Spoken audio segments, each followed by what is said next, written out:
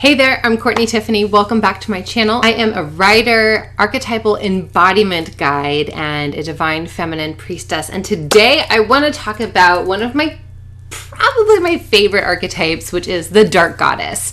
I wrote about the dark goddess in my book, Feminine Archetypes, which kind of gives you an overview of the 13 most common archetypes of the divine feminine that you see like within goddesses. And the dark goddess is definitely one of them. So when we think of the dark goddess, think of like Hekate, Kalima, Cerridwen, Lilith, Medusa, Persephone. I'm trying to think of others, but there's a bunch. Ereshkigal. There's a lot of them have ties with the underworld. And you're probably thinking, why in the world would I want to work with the dark goddess, right? But let me tell you, the dark goddess is an archetype of liberation. She's a creator. She's a destroyer. She's oftentimes a goddess of death, right? So like think the Norse goddess Hel, and Persephone and Ereshkigal. And what I love about working with these archetypes is, specifically the dark goddess, is that she is one of transmutation. She is one of transformation, right? So the dark goddess can really help guide us into our shadows, doing shadow work, going into our unconscious and really uncovering, okay, what is it that is keeping me stuck, right? What is it that's constantly, like, I find myself in a loop. I'm constantly repeating the same things, having the same arguments with my partner, right? Making the same mistakes. What is it I'm not seeing? What is it I'm not learning, right? And she can really shed the light on that when we do our shadow work, right? But it requires courage, it requires bravery, and it requires radical honesty, really. Like, we got to get real with ourselves, right? If we want to work through our shit, it takes time, and it's a process. But she really can guide us through those things. Some of just like my own personal stories, you know, Hekate, she really helped me tap into my power and who I was, right? At this like soul primal deep level. And it is one, there's honestly no words to describe it. Another favorite dark goddess of mine to work with is Kalima. Kalima is the Hindu goddess of death and destruction. But to me, she is the ego liberator, right? She comes in with her sword of truth and she's like, nope, sorry, this is all gotta go, right? And she brings us to our knees, but in this way that is like, I'm doing this for your highest and greatest good. I am doing this because I love you, because you need to get out of your own way. And that in and of itself is liberating, right? So the dark goddess, she's not one, like, she's not dark, she's not evil, right? She's often been portrayed that way because this is the part of the feminine that has been ridiculed, it's been chastised, it's been persecuted for so long. Think about it. Why would anyone want a woman who is powerful, right? Why? If we had women running around knowing how worthy they are, how capable they are, of course that's going to be scary for men, right? Who can't control, right? The patriarchy, who wants to keep us stuck, who wants to keep us like confined, right? And the dark goddess is anything but, right? She is a fierce warrior. She's a magician. She is okay with getting uncomfortable. She's okay with expressing herself, right?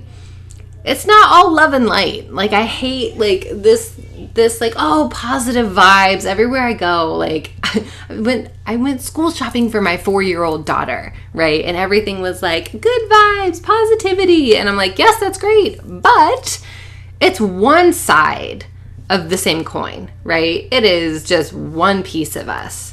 And we have to be okay with getting uncomfortable. We have to be okay with our emotions.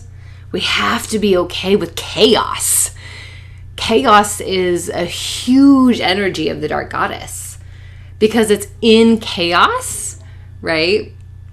the dark goddess like comes and like she comes into your life and kind of shakes shit up. Really, like for us to better understand who we are, where we're going, and what we actually want in life, right? What's actually working and what's not. What do we need to release? If there's any constant in life, it is change. We are always changing. We're always growing. We're always evolving. We're always learning, right? And if we're not, then ask yourself, how can I invite chaos into my life? How can I, that sounds extreme, but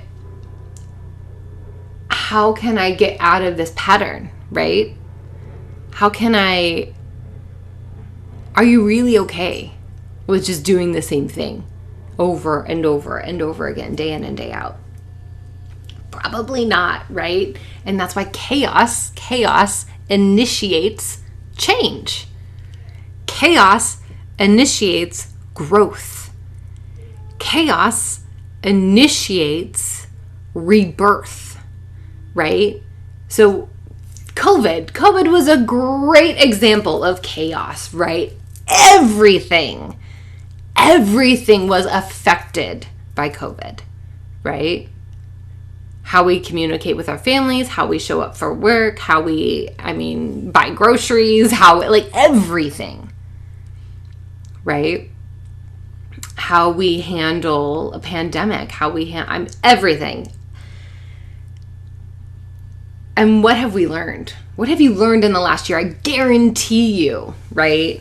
We've had to pivot. We've had to make changes. We've had to adapt, right? And I think a lot of people are starting to realize, like, wow, there's actually a better way of doing this. There's actually an easier way of doing this. Or these structures and systems aren't actually working and we need to make them more effective, right? So as much as we resist change because we're human and we like to be comfortable and we like we're just creatures of habit, right? Inviting in chaos, inviting in that dark goddess energy to really, I work with her to alchemize, right? Like our spiritual self, right? So think about spiritual alchemy for a moment. Think about, usually in spiritual alchemy, there's like this dark night of the soul. There's this initiation, like something went down in your life, right? And you're like, oh my God, what am I doing? This isn't working. I have to change, or this is devastating and I just can't go on living like this, or whatever it is, right? And then we start kind of peeling back all these layers. All this conditioning, all of these thoughts, all of these fears, all of these self-doubts, everything that we've been holding on to, everything that's kept us in our comfortable box. And we start peeling it back and we purify it and we cleanse it and we really get to the root of the problem. And that's shadow work. And that is the dark goddess. That is a benefit. That is a facilitator. That is a guide through spiritual alchemy. The dark goddess is a beautiful archetype to work with for this, right? Because she's willing to face her shadows. She's willing to do the hard work. She's willing to do the inner work. And she's capable of facing her fears, her doubts, her wounds, and transmuting them into power. Because remember, power is never created or destroyed. It's only transformed. So in the work that I do, working with archetypes, embodying the dark goddess, right? This archetype is, she doesn't play by the rules, right? It's like letting go of the good girl, right? These other archetypes that keep us in this box, right? Because she understands her abilities and her worth. And when you come from that place, when you liberate all of those things that you're holding on to, that's when you become unstoppable. That's when transformation happens. That's when you make big shit happen in your life. Is when you're able to face your fears, get to the root causes, get to the problems, go into the shadows, right? This is shadow work. And the dark goddess is, she lives there, right? She knows fear. Think of Lilith in the Garden of Eden, right? Like, this is a well-known story. Lilith was Adam's first wife in Jewish folklore, and she wasn't going to submit to Adam. he wasn't going to boss her around and tell her what to do. So she just said, bye.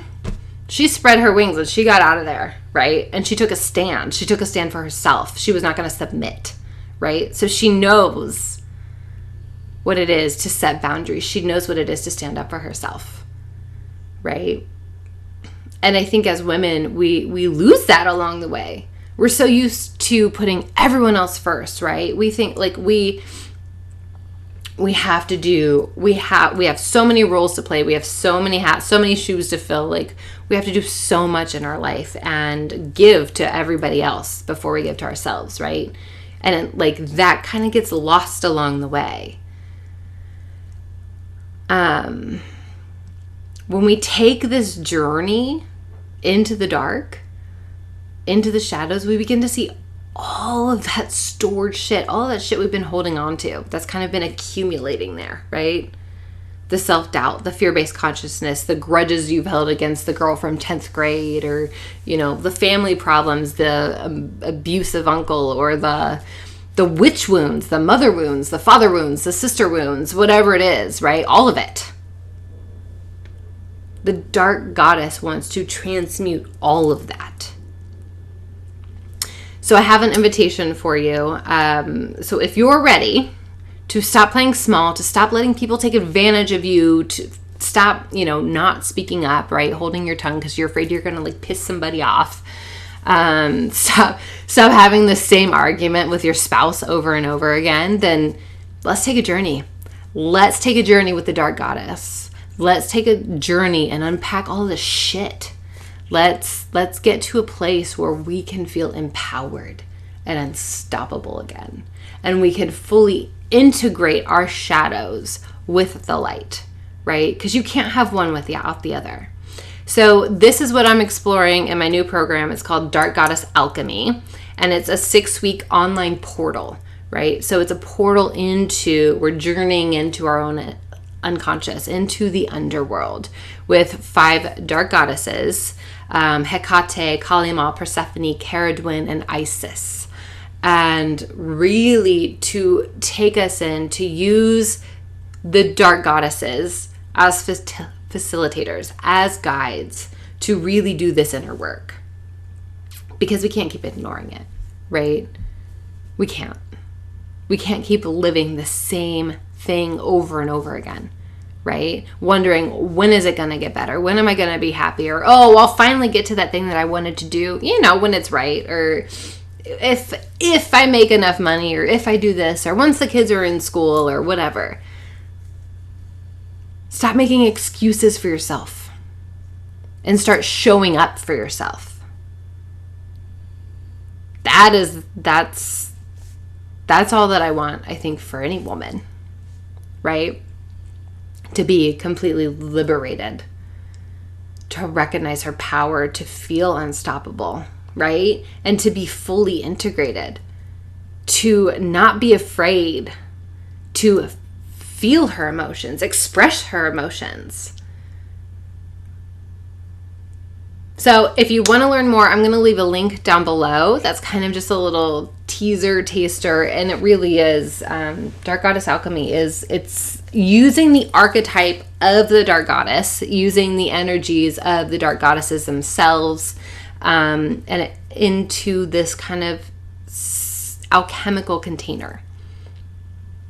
It's like the cauldron of transformation. So I just wanted to share that with you. I plan on doing more videos this month because we start doors open for Dark Goddess Alchemy Monday, August, I don't know what day it is, 2nd? And then we actually start on Monday, August 23rd. So between now and then, I'm going to be doing videos kind of talking about each of the dark goddesses that we're going to be working with, just to kind of give you a little taste. And if it goes well, I plan on possibly doing it again later in the fall. So actually, not if it goes well. I know it's going to be amazing. I know it's going to be transformative. So yes, this is just, consider this your invitation. Feel free to reach out if you have any questions, and I will see you next week.